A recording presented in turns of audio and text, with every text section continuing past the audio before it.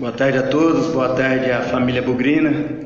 O primeiro dos contratos renovados e não poderíamos começar de maneira melhor. Ricardinho, uma negociação mais fácil que eu já fiz na minha vida. Ricardinho, o Guarani quer contar com você no mínimo até 2020. Presidente, eu quero ficar até 2035. Então, em 15 segundos, nós chegamos nas bases salariais. Ricardinho, nosso capitão, contrato renovado, vida longa no Guarani e que 2019 chegue com bom astral que o Ricardinho demonstrou durante todo esse ano de 2018 e que as conquistas de 2019 sejam maiores do que as que nós conquistamos em 2018. Ricardinho, seja bem-vindo à sua casa.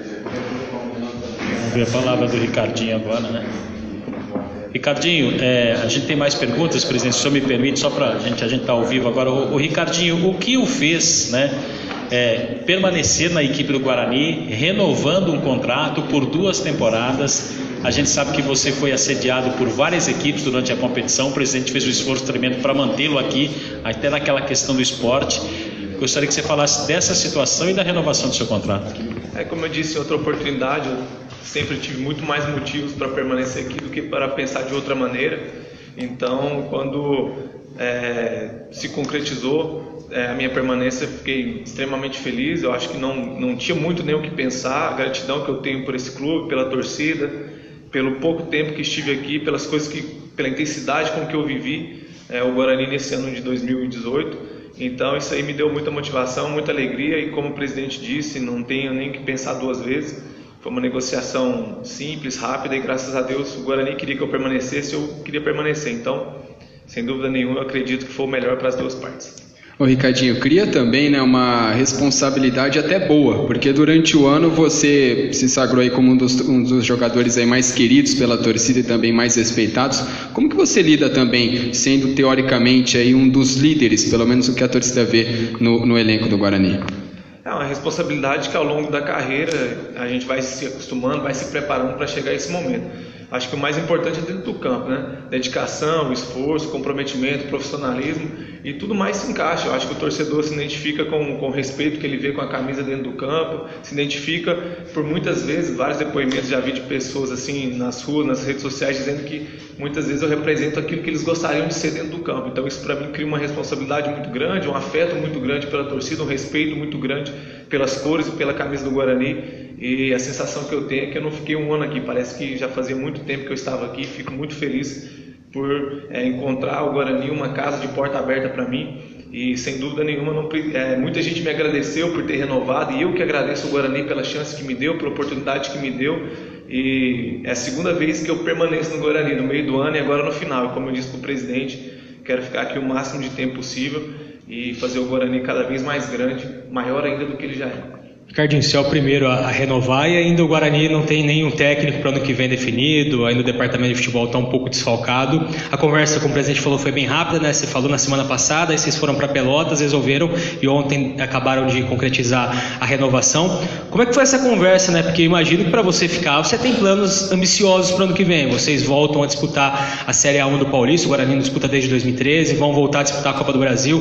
Tem mais uma Série B que eu imagino que o objetivo seja fazer uma campanha melhor do que a desse ano. Como é que foi a conversa em relação a ambições para o ano que vem e também posteriormente, claro, já para 2020?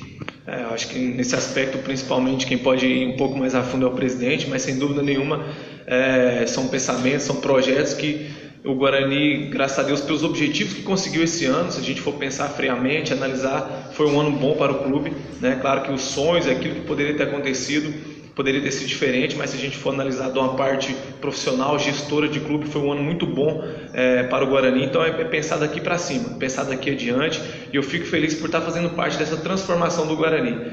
Não querer pegar um clube já transformado, já pronto, mas também transformar o clube. Eu espero que o pensamento do clube, que o ano que vem venham pessoas capazes de transformar esse clube cada vez mais alto, cada vez melhor e deixar o Guarani numa condição melhor do que a gente pegou. Bom, Júlio, aí uma parte da entrevista coletiva... Ricardinho, dos 52 jogos que você disputou pelo time, foram 3 gols. Eu queria que você falasse um pouco sobre esses gols, qual que foi o mais especial e por quê?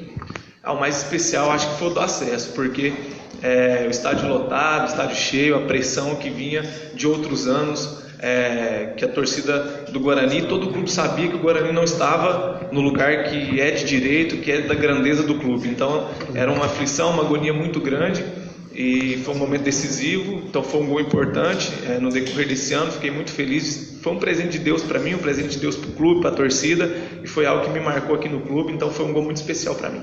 Ricardinho, mais uma para você, a gente passar para o presidente, essa foi fácil. Você já renovou, a gente sabe que o clube tem alguns jogadores com um contrato garantido já para o ano que vem, mas estuda conversar com outros. Você, na figura agora de capitão e com um contrato renovado, vai também tentar atuar um pouquinho aí ao lado da diretoria para tentar convencer um pessoal aí que tá para renovar contrato para ficar para o ano que vem? Não, de forma nenhuma. Acho que o clube tem uma hierarquia. Eu, como capitão, tenho as minhas funções, mas eu acho que as minhas funções não ultrapassa aquilo que é da minha função. Como eu disse para vocês na resposta anterior, minha grande objetivo e preocupação é dentro do campo podendo ajudar no vestiário com uma palavra, naquilo que for perguntado para mim, que for de opinião que eu puder dar, poder acrescentar de alguma maneira, eu farei, mas sem dúvida nenhuma o clube tem pessoas mais capacitadas do que eu, virá pessoas mais capacitadas do que eu para desenvolver esse tipo de trabalho. Ô presidente, a gente sabe que o senhor também está trabalhando e até para ter no elenco jogadores importantes como foi o próprio Ricardinho, e a gente tem recebido perguntas sobre a situação do Fabrício, né? Gostaria que o senhor nos explicasse como está, e do novo treinador, né? Porque os nomes estão surgindo e talvez dois hoje fortes, o Guto Ferreira e o Thiago Largue. Gostaria que o senhor falasse. Vamos começar pelos treinadores. Dois bons nomes, cada qual com as suas peculiaridades. O Guto, uma raposa já, bem experiente. Vamos trazer o Guto como aquele treinador que não precisa provar mais nada, e o Thiago, o treinador que quer conquistar, que tem muita bagagem, fez um campeonato mineiro muito bom pelo Atlético, perdeu a final para o Cruzeiro num detalhe, mas um campeonato muito bom, e ele vinha muito bem também no Campeonato Brasileiro. São dois bons nomes. O Guarani está atento ao mercado, o Guarani está buscando um treinador que chegue no Guarani e que tenha cabidal para fazer um excelente paulista de A1 e buscar o acesso para a Série A do Brasileiro. Então o Guarani entrará em 2019 com a missão de conquistar uma boa campanha no Paulista da A1 e buscar o acesso. Para isso, nós teremos que trabalhar com muita responsabilidade, tranquilidade e também sem deixar o tempo passar. São dois bons nomes, nós temos outros também, estamos conversando com outros treinadores e eu creio que na próxima semana nós teremos tanto um novo treinador, uma nova comissão técnica, como um novo executivo de futebol. Quanto em relação ao Fabrício, mais um líder. O Fabrício, quando o Guarani trouxe, todos elogiaram. Aí o Fabrício dentro de campo mostrou a sua importância, ele fez jogos muito bons e trouxe a estabilidade para o setor defensivo do Guarani. O Fabrício, fora de campo, não há o que se falar dele, ele é um outro grande líder e o Guarani precisa de líderes em 2019. Então, o Fabrício e outros atletas que já estamos conversando, eles são prioridades para que o Guarani tenha uma espinha dorsal. Ô, presidente, boa tarde. A questão aí do bastidor político, no caso, né, com essa negociação com o novo treinador, com alguns jogadores, será um nome de consenso entre as duas partes? É esse o nome que o Guarani procura na questão técnica, né? Se é um nome que agrada aí, teoricamente, os dois lados. E você ainda não teve a oportunidade de falar, mas como é que vocês enxergaram aí aquela coletiva do Louser e tudo mais? Se você tem algo a falar também sobre aquele episódio. O Humberto fez um excelente trabalho no Guarani. Humberto conquistou o acesso.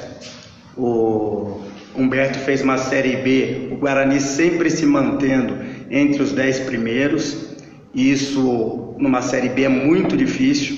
Nós estamos vendo times aí de tradição sendo rebaixados. e o Humberto terá uma brilhante campanha, uma brilhante jornada profissional daqui para frente, e eu tenho certeza que ele retornará ao Guarani. Eu só tenho a agradecer.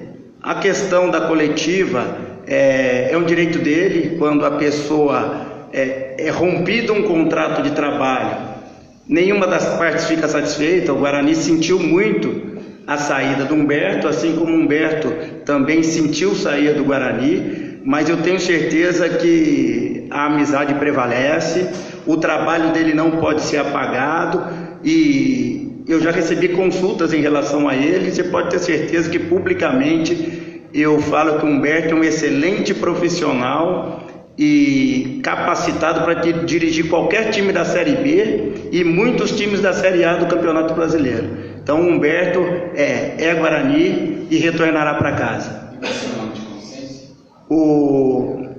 Essa questão, vamos começar pela renovação do Ricardinho.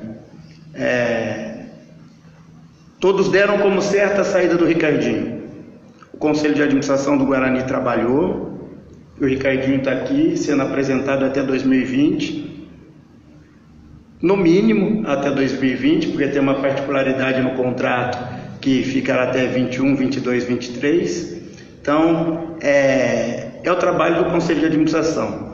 Quando nós sempre falamos que não estamos tratando de terceirização e sim de cogestão, indica que o Guarani terá participação ativa no futebol. Assembleia de sócios para decidir a cogestão depois da Série B, no dia 26. E aí houve essa questão dos contratos que ainda não chegaram na junta jurídica, enfim, isso aí vai ficar mais para frente. Diante disso, a gente imagina que talvez não se resolva, talvez nem em dezembro se resolva. O Guarani, pensando em toda a montagem do elenco para o Paulista, vai ter essa participação ativa e talvez só ele vai definir para o Paulista, e talvez a cogestão vai ficar mesmo para o decorrer da próxima temporada? Eu penso um pouquinho diferente de você. Manter a Assembleia dia 26 de novembro, talvez pudesse soar de uma maneira temerária.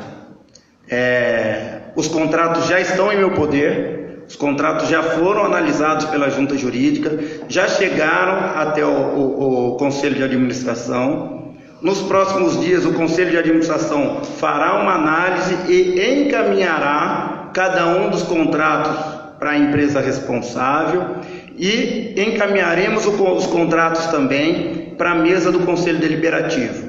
A partir desse ato, em 10 dias, o Guarani já poderá marcar a Assembleia. Esses 10 dias, eles poderão ser utilizados para ajustes finais no contrato, para a apresentação desses contratos para o Conselho e para os sócios. Então eu tenho o desejo e a impressão que isso acontecerá ainda na primeira quinzena de dezembro, e o que também nos dará a possibilidade de montar um time já com o parceiro, ou caso a Assembleia não decida por isso, o Guarani já está trabalhando e mantendo aquela espinha dorsal, nomes incontestáveis, assim como o Ricardinho. Presidente, ainda até por conta dessa situação e pelo afastamento, entre aspas, do Edinho, que vai se licenciar a partir do dia 7, isso pode acontecer até essa data, ou de repente, independente da saída do Edinho, da licença do Edinho, o senhor entende que também pode acontecer? Quando se fala que o tema cogestão, o tema parceria entrou nos vestiários, porque hoje tudo é informatizado, aí nós temos que usar isso positivamente também. A ausência física do Edinho à frente do Conselho Deliberativo não tornará o Edinho excluído desse processo. Então o presidente do Conselho Deliberativo, ele pediu um afastamento que já estava programado em função de mudar para o exterior, então ele está programando uma mudança, a filha dele estudará no exterior, mas nós iremos continuar falando todos os dias com o presidente do Conselho Deliberativo, WhatsApp, e-mail, telefone, e mais que isso, o Tony, vice-presidente do Conselho Deliberativo, ele é tão capaz quanto o Edinho para tocar esse processo. Ele é um vasto conhecedor do nosso estatuto, ele está preparado para assumir essa função, mas nós ainda temos a expectativa que isso ocorra antes da saída do Edinho.